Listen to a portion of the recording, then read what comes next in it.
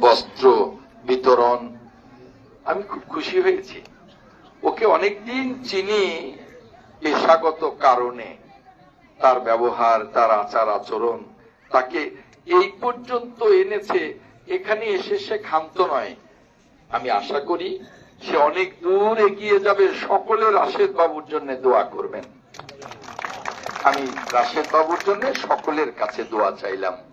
আর এখানে আপনারা সকলে উপস্থিত, আমার একজন সহকর্মী বলেছেন যে এভাবে মুক্ত পরিবেশে আগে কথা বলা যেত না। 5ই আগস্টের পর আজ বাংলাদেশ মুক্ত। এই 5ই আগস্ট কিন্তু 15 দিনে বা 1 মাসে আসে নাই। এই 5ই আগস্ট এসছে আমাদের 17 বছরের ক্লান্তিহীন আন্দোলনের ফসল হিসেবে। রাজপথে আমরা রক্ত দিয়েছি। আমাদের 722 জন বিএনপি নেতাকে গুম করে ফেলা হয়েছে, কোনদিন ফিরে আসবে না। তাদের বাবা মা, তাদের স্ত্রী, তাদের সন্তানেরা, তাদের আত্মীয় স্বজনেরা তাদের মনে রাখে কখন কবে সে ফিরে আসবে, কিন্তু এত বছরেও ফিরে আসেনি। তাদের চোখের পানিতে আল্লাহর আরশ কেঁপে উঠেছে বলেই আজকে ফ্যাসিবাদের পতন হয়েছে, কিন্তু তাদেরকে আমরা ফিরে পাইনি। এই ত্যাগ, বিএনপির এই ত্যাগ আপনাদের মনে রাখতে হবে। 60 লক্ষ নেতা কর্মীর নামে ফ্যাসিস্ট সরকার মামলা দিয়েছিল। আমি নিজে অসংখ্য মামলার আসামি ছিলাম। এমন কোন বিএনপির নেতা কর্মী নেই যার বিরুদ্ধে 1টা থেকে শুরু করে 300 পর্যন্ত মামলা ছিল না। এত অত্যাচার কেউ কোনদিন ইতিহাসে দেখেনি, ইতিহাসে পড়েনি, বাস্তবে তো দেখেইনি। এত অত্যাচারের পর আমরা মুক্ত হতে পেরেছি। আমাদের সাথে সংযুক্ত হয়েছিল আমাদের ছাত্ররা, আমাদের শ্রমিকেরা, সর্বোপরি আবাবিল পাখির মতো 5ই আগস্ট যেভাবে জনগণ তাদের জোয়ারের মতো আবাবিল পাখির মতো আসতে শুরু করেছিল, হাসিনা পালিয়ে যেতে বাধ্য হয়েছিল। হাসিনা পালিয়ে যেতে বাধ্য হয়েছিল। আজকে মুক্ত বাংলাদেশ। এই মুক্ত বাংলাদেশে আমরা একটি নির্বাচনের জন্য অপেক্ষা করছি, যে অবাধ এবং নিরপেক্ষ নির্বাচনের মধ্য দিয়ে জনগণের ক্ষমতায়ন হবে। জনগণ তাদের ইচ্ছা মতো ভোট দিয়ে তাদের প্রতিনিধিকে সংসদে পাঠাবেন। আর এই জন্যই 17টি বছর রক্তের রাজপথ রঞ্জিত হলেও আমাদের নেতা কর্মীরা একজন একজন করে 17 বছরে অসংখ্য জন শাহাদাত বরণ করলেও শেষ দিন পর্যন্ত আমরা মাঠ ছাড়ি নাই। আজকে আপনাদের বলতে চাই, 17 বছরে বিএনপির নেতা কর্মীরা আন্দোলন করেছেন, হামলা মামলার শিকার হয়েছেন, জেলে গেছেন, কত কষ্ট দুঃখই না করেছেন। আর এখন অনেকের কাছে শুনি তারা বালির ব্যবসা শুরু করেছেন, অনেকের কাছে শুনি তারা মাটির ব্যবসা শুরু করেছেন, থানায় গিয়ে ওসি সাহেবের কাছে তদবির শুরু করেছেন, নানান রকম দখলবাজি চাঁদাবাজিতে ব্যস্ত হয়ে পড়েছেন। এটা যতটা শুনি ততটা সঠিক নয়। অপপ্রচার সবচেয়ে বেশি, অনেক অপপ্রচার বিএনপির বিরুদ্ধে জাতীয় এবং আন্তর্জাতিকভাবে।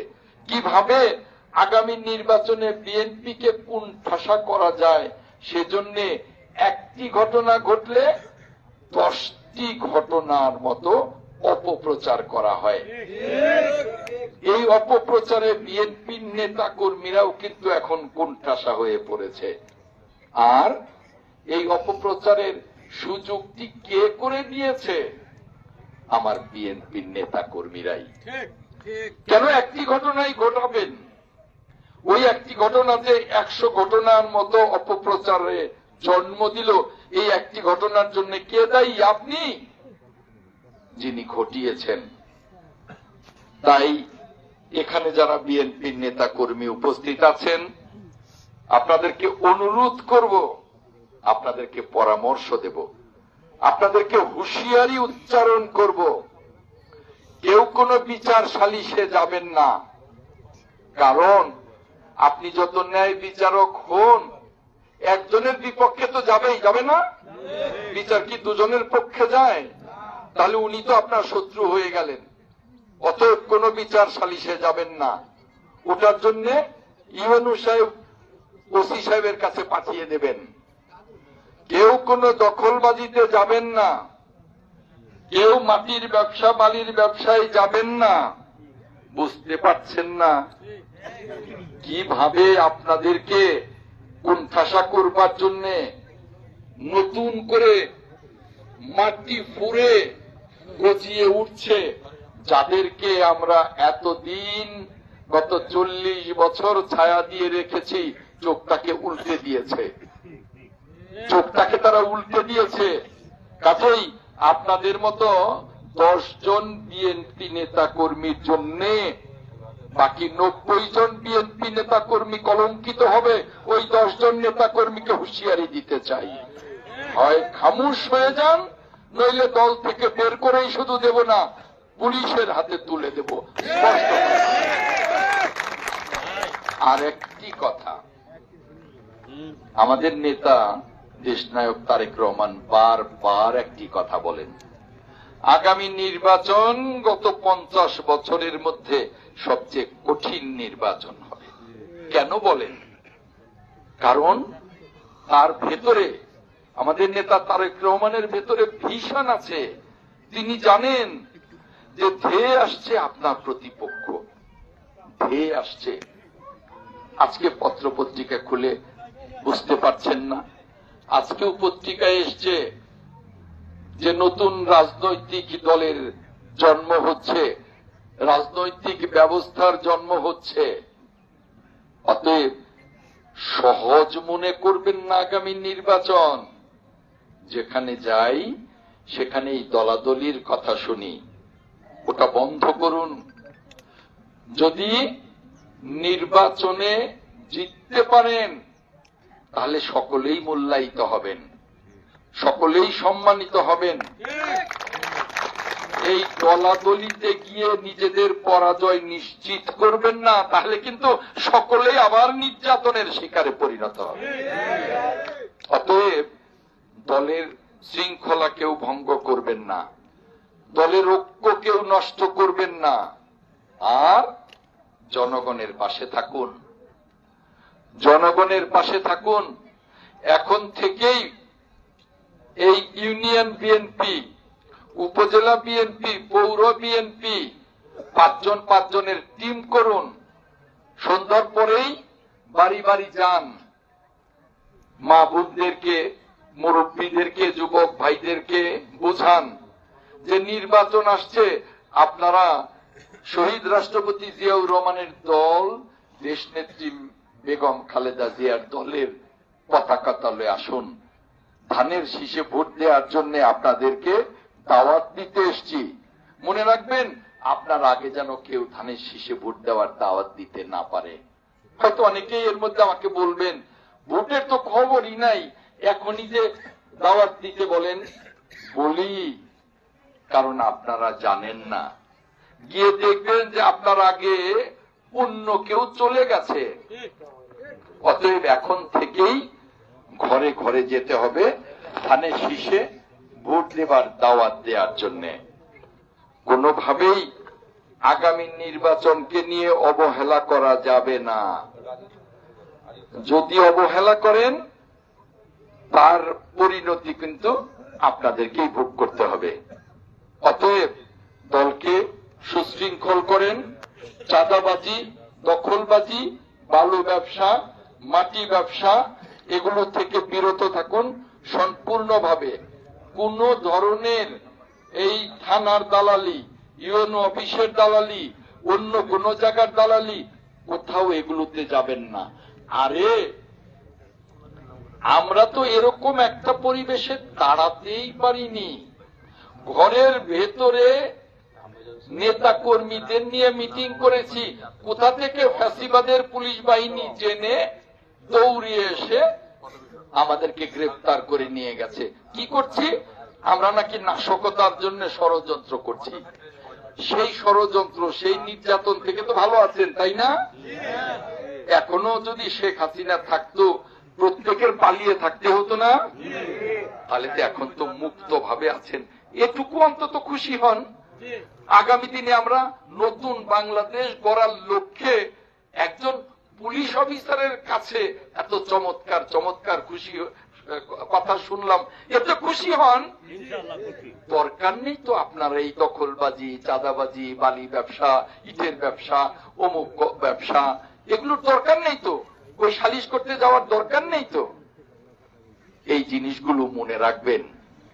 দেশনায়ক তারেক রহমান কিন্তু স্পষ্টভাবে হুঁশিয়ারি দিয়েছেন এবং তিনি যে কর্মসূচিগুলো ঘোষণা করেছেন আগামী দিনে তার নেতৃত্বে আমরা একটি গণতান্ত্রিক সমৃদ্ধ বাংলাদেশের যাত্রা শুরু করেছি দেশনায়ক তারেক রহমানের নেতৃত্বে। আর এই বার্তাটি ঘরে ঘরে পৌঁছে দিতে হবে জনগণের কাছে। ওই কাজটি করতে যদি ব্যস্ত হয়ে পড়েন তখন আর এই যে খারাপ কাজগুলোর কথা বললাম এগুলো করবার সময়ই পাবেন না। অতএব দেশের জন্য কাজ করেন, দলের জন্য কাজ করেন। দেশনায়ক তারেক রহমানের বার্তা ঘরে ঘরে পৌঁছে দেন। আজকের এই চমৎকার মাহতি অনুষ্ঠানের জন্য রাশেদ বাবুকে আবারও অনেক অনেক ধন্যবাদ জানিয়ে যারা এখানে উপস্থিত হয়েছেন, বিএনপির নেতৃবৃন্দ, অনেক কথা বললাম, কিছু মনে করবেন না। এই কথাগুলো বলা আমার দায়িত্ব এবং কর্তব্যের মধ্যে পড়ে, তাই বললাম। আমার মা বোনদেরকে বলবো যে আজকে যারা শীত বস্ত্র নিতে এসছেন, শীত বস্ত্র নিয়ে যান। আগামীতে ইনশাল্লাহ নির্বাচনে বিএনপি ক্ষমতায় আসবে। অন্য কোন জায়গায় ভোটের চিন্তা করে আপনারা আগামী দিনে উন্নয়ন থেকে বঞ্চিত হবেন না। বিএনপির ধানের শীষে ভোট দেওয়ার আহ্বান জানাই আপনাদের কাছে, যারা উপস্থিত হতে পারেন নাই, আপনাদের পরিবারবর্গ সকলের কাছে। আর যারা নতুন দল গড়তে চান তাদের উদ্দেশ্যে বলতে চাই, মুক্ত বাংলাদেশ তো, নতুন দল গড়ুন, তাতে আপত্তি নেই। কিন্তু নতুন দল গড়বার প্রক্রিয়ায় সরকারের ভেতরে এবং বাইরে ঘাপটি মারা মহল যেন নির্বাচনকে প্রলম্বিত না করেন, নির্বাচনকে দেরি না করেন। মনে রাখতে হবে অনির্বাচিত সরকার বেশি দিন থাকলে তাহলে দেশটা অনিশ্চয়তার পথে চলে যাবে। তাই প্রয়োজনীয় এবং অত্যাবশ্যকীয় সংস্কার শেষ করে অতি দ্রুত সম্ভব হলে এবং সম্ভব এবছরের ভেতরেই, আগামী সেপ্টেম্বর অক্টোবরের ভেতরেই সম্ভব জনগণের ভোট দেওয়ার জন্য এবং জনগণের সংসদ প্রতিষ্ঠা করবার জন্য সরকারকে উদ্যোগ নেওয়ার আহ্বান জানিয়ে আমি আমার বক্তব্য শেষ করছি। আল্লাহ হাফেজ। বাংলাদেশ জিন্দাবাদ। এই রাজনাসুল ফাউন্ডেশন জিন্দাবাদ, জিন্দাবাদ। আসসালামু আলাইকুম। ধন্যবাদ, ধন্যবাদ আমাদের স্যারকে আপনার মহামূল্যবান বক্তব্য দেওয়ার জন্য। আশা করি স্যারের কথাটা আপনারা সবাই মাথায় রাখবেন। যারা উপস্থিত হয়েছেন তারা তো শুনেনি, আর যারা উপস্থিত হন নাই তারা সবাই স্যারের এই বার্তা এবং মেসেজটা সবাইকে পৌঁছে দিবেন। এখন শীত বস্ত্র বিতরণ করবেন, উপহার দেবেন। আমাদের স্যাররা একটু উপহার দিয়ে সংক্ষিপ্ত কিছু উপহার দিবেন। অল্প চার পাঁচটা দিয়ে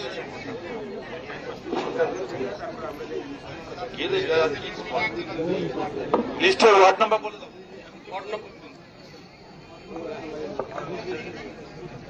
ওয়ার্ড নাম্বার 3। লাখি বেগম। লাখি বেগম একে শীতবস্ত্র উপহার দিবেন আমাদের প্রধান অতিথি জনাব অ্যাডভোকেট আজম আহমেদ খান এবং বিশেষ অতিথি জনাব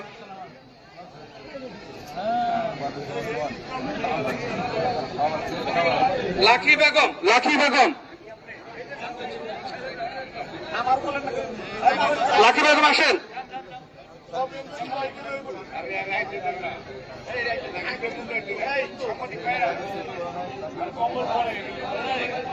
লাখি বেগম, আচ্ছা লাখি বেগম তো